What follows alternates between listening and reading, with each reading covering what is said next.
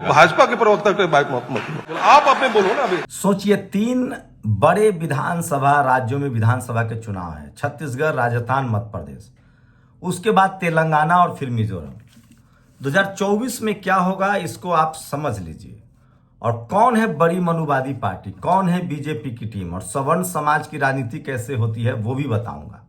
अरविंद केजरीवाल के बाद कौन बनेंगे मुख्यमंत्री, क्या कल अरविंद केजरीवाल की गिरफ्तारी होगी, ये भी बताऊंगा।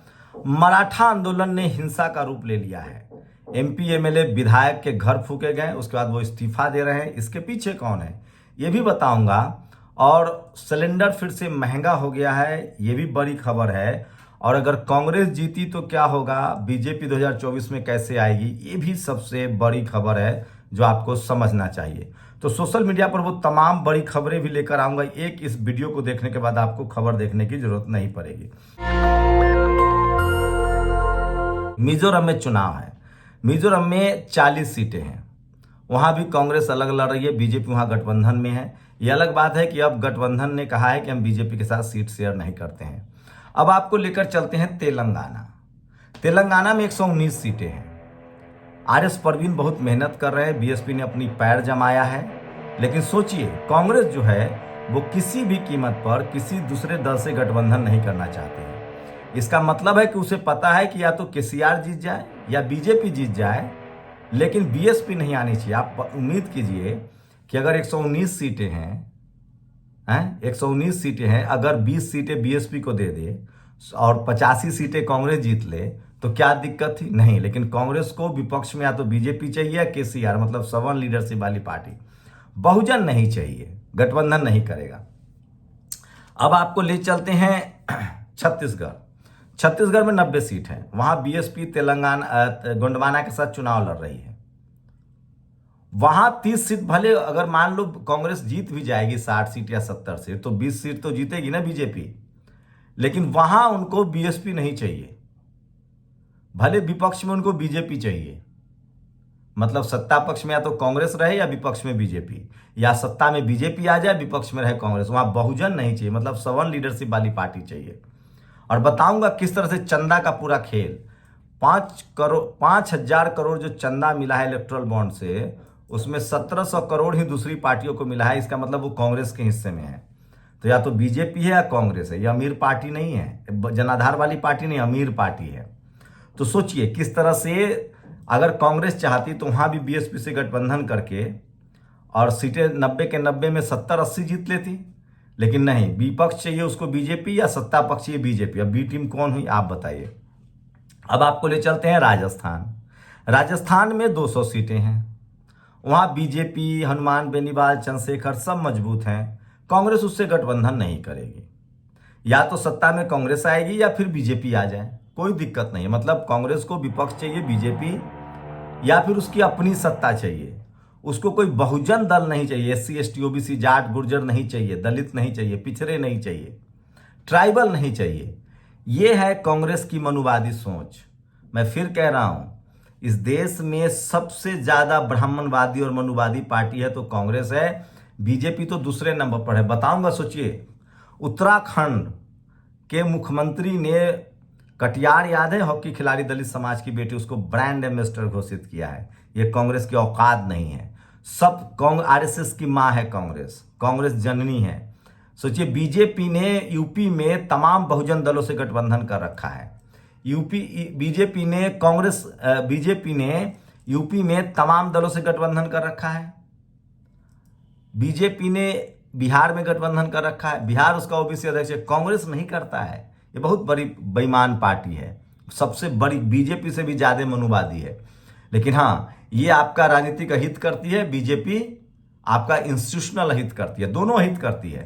कांग्रेस आपको राजनीतिक रूप से मार देती है और बीजेपी जो है वो आपको राजनीतिक रूप से पावर देती है, लेकिन वो आपको मीडिया, जुडिशियरी, कॉलेज, यूनिवर्सिटी में नहीं आने देते हैं, उनके जो सवर्ण लॉबी है।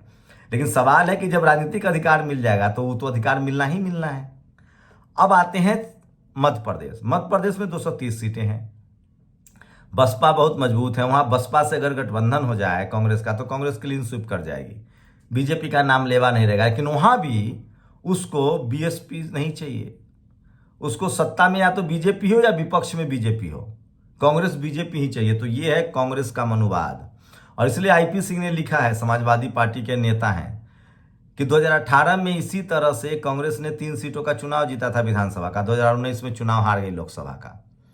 ये 2023 में भी 3 राज्य जीत लेंगे अगर, तो 2024 में इंडिया गठबंधन खत्म हो जाएगा। नीतीश गए भाड़ में, लालू गए तेल लेने, और सपा अखिलेश यादव का तो कोई पहले ही दुश्मन है, और ये लोग नाश देंगे और इंडिया गठबंधन टूट जाएगा और फिर बीजेपी आएगी। तो अब बताइए कि बीजेपी की बी टीम कौन है, ओवैसी, मायावती या कांग्रेस? कांग्रेस है बी टीम। कांग्रेस नहीं चाहती कि इस देश में गठबंधन रहे, या तो वो चाहती है कि या तो हमारी सरकार हो या बहुजन समाज की सरकार ना हो, हमारी सरकार हो या बीजेपी की सरकार हो। और ये लगभग तमाम सवर्ण नेता इसी पैटर्न पर सोचते हैं। अभी आपकी समस्या है, आप समझ पाए तो समझे, न समझ पाए तो न समझे। अब दूसरी सबसे बड़ी खबर है, सोचिए, इलेक्टोरल बॉन्ड को लेकर सुप्रीम कोर्ट में सुनवाई चल रहा है। जो लोग कहते हैं ना सपा बसपा आरजेडी जेडीयू पैसे लेकर टिकट देते, उनको बता दूं 5,000 करोड़ का चंदा मिला है, जिसमें से 1,700 करोड़ रुपया दूसरी पार्टी के मिला है। दूसरी पार्टी मतलब क्या, थोड़ा कांग्रेस और फिर लेफ्ट। एक भी SC ST OBC बहुजन दल को चंदा नहीं मिलता है। ये सत्ता में हो तो थोड़ा बहुत दे देते हैं, लेकिन इन बहुजन दलों को सोचना चाहिए जब सत्ता में हो तो अपने कॉन्ट्रैक्टर, अपने बिजनेसमैन खड़ा करे, सो जातिए अपने समाज के, तभी इनको चंदा मिलेगा। सवर्ण इनको चंदा नहीं देते हैं। ये सबसे बड़ी खबर है जो मैं आपको बताना चाह रहा हूं। और सोचिए यूपी में क्या हुआ। यूपी में कानपुर में एक शुक्ला ने अपनी प्रेमी शुक्ला के साथ मिलकर एक बच्चे की हत्या कर दी और 30 लाख की फिरौती चिट्ठी लिख दी और उसमें लिख दिया अल्लाहू अकबर। किस हद तक गिरा हुआ होगा वो समझ लीजिए। हिंदू मुस्लिम का पैटर्न है। और गंगा में बह रहे युवक को बचाने से ओझा ने रोका, कहा देवताएं हैं, अंततः डूबा। ये है अंधविश्वास। आप इसको क्या कहेंगे? सोचिए, दुनिया में सांप काटने से लोग मरते थे, गोली लगने से मरते थे, बीमारी से मरते थे, विज्ञान ने सबको रोक दिया, लेकिन ये नहीं सुधरने वाले हैं। पद्मश्री बदना कटारिया अंतर्राष्ट्रीय मैच खेलने वाली भारत की पहली हॉकी प्लेयर बनी। ओलंपिक के एक मैच में 3 गोल यानी हैट्रिक दागने का विश्व रिकॉर्ड उनके नाम है। उनका जीवन गरीबी, अपमान आदि से उबर कर चमकने और आसमान में सूरज बनकर छा जाने का है। उनके बधाइयाँ रुकनी नहीं चाहिए। ये भी सोशल मीडिया पर खबर है। और उत्तराखंड सरकार को लोग बधाई दे रहे हैं। उनके घर के सामने जातिवादी टिप्पणी बकवास करने वाले को तत्काल गिरफ्तार कर लिया गया। उनके योगदान को देखते हुए उत्तराखंड सरकार ने उन्हें बाल और महिला विकास का ब्रांड एम्बेसडर बनाया। सरकार ने जातिवादी को सही करार दिया। मैं इसलिए कह रहा हूँ, पुष्कर सिंह धामी मुख्यमंत्री हैं। राजपूत समाज में न्याय करने की ताकत होती है। BP सिंह, अर्जुन सिंह, महाराणा प्रताप। और अत्यंत दुखद खबर है, रवीश कुमार का ये पोस्ट है। सोचिए, बीजेपी का एक बेटा, पूर्व सांसद, लखनऊ में अपने बांदा के पूर्व सांसद पिता को नहीं मिला इलाज, तरफ तरफ कर तोड़ दिया दम। कार्यवाहकों के भरोसे चिकित्सा संस्थान एवं मेडिकल कॉलेज। सोचिए, वो कौन लोग हैं जो अस्पताल, दवाई, पढ़ाई लिखाई नहीं, धर्म के नाम पर राजनीति करते हैं। और गाजा सिटी के शरणार्थी कैंप पर हवाई हमला, यमन के हुती विद्रोहियों ने इजराइल के खिलाफ युद्ध का ऐलान कर दिया है। और इलेक्ट्रल बॉन्ड एक्सप्लेन, कौन गुपचुप तरीके से भर रहा है दलों की तिजोरी। ये आंकड़ा मैंने लिखा है, 5271 करोड़ चंदा आया है, जिसमें 1783 करोड़ दूसरे दलों को है, बाकी सब बीजेपी के है। और इस 1783 में भी दलित पिछड़े को नहीं है, सब कांग्रेस और लेफ्ट को है। और सुहेलदेव एक्सप्रेस डिटेल्स, पटरी से उतरी गाजीपुर से दिल्ली जा रही सुहेलदेव एक्सप्रेस, कोई नहीं बताएगा आपको, मैं इसीलिए कह रहा हूं। और दिवाली से पहले लोगों को बड़ा झटका, LPG सिलेंडर की कीमत में हुआ इतना इजाफा। तो सोचिए, ये वो तमाम खबरें हैं जो सोशल मीडिया पर वायरल है। और आज अरविंद केजरीवाल की पेशी होगी कल 2 नवंबर को। कहा जा रहा है कि उनकी गिरफ्तारी भी हो सकती है, कयास लग रहे हैं। अब उनके बाद मुख्यमंत्री कौन होगा, ये देखने वाली बात होगी। सोचिए, जो आदमी भ्रष्टाचार की पर्ची लेकर घूमता था, वो खुद भ्रष्टाचार के जाल में फंस गया। इसलिए मैं कह रहा हूँ, सोचिए, जब राजपूत संजय सिंह, जब बनिया अरविंद केजरीवाल, जब बनिया सत्येंद्र जैन, और जब राजपूत सिसोदिया को जेल में डाला जा सकता है, और ये अगर झूठ है, तो अब तक कांग्रेस ने बहुजन दलों के बहुजन नेताओं लालू यादव, मुलायम सिंह यादव, मायावती जी, हेमंत सोरेन, शिबू सोरेन, इन सब नेताओं को कितना बेईमानी किया। और ये है वो मिसाइल। यमन ने तब बाकायदा अनाउंस कर दिया है कि हम इस युद्ध में शामिल होने जा रहे हैं।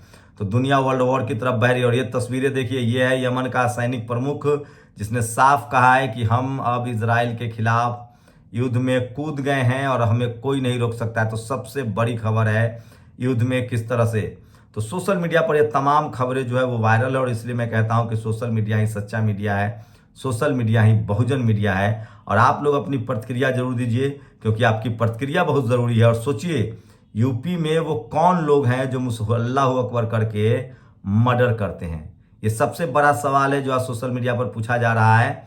और इसलिए मैं कहता हूं कि सोशल मीडिया ही सच्चा मीडिया है, सोशल मीडिया ही बहुजन मीडिया है। तो ये आज की तमाम बड़ी खबरें थी, और ये जाते जाते देखिए किस तरह से एक ओबीसी मुख्यमंत्री बघेल ने इंडिया टीवी के ब्राह्मण पत्रकार सौरभ शर्मा को धो डाला, कहा कि तुम बीजेपी के प्रवक्ता हो। अपना सवाल पूछो, पत्रकार हो क्या? बीजेपी ने कहा, बीजेपी ने कहा, बीजेपी के प्रवक्ता हो क्या?